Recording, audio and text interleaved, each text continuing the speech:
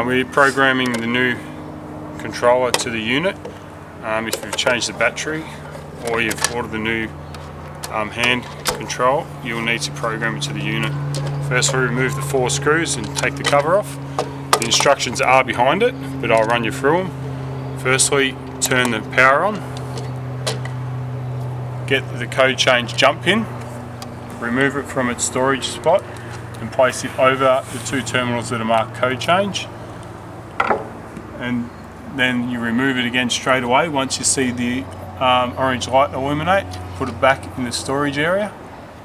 And then you need to flick dip switch 12 until the green light illuminates.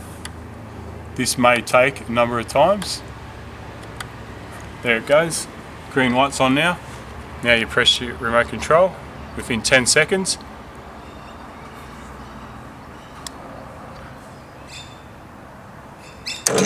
And it's now programmed.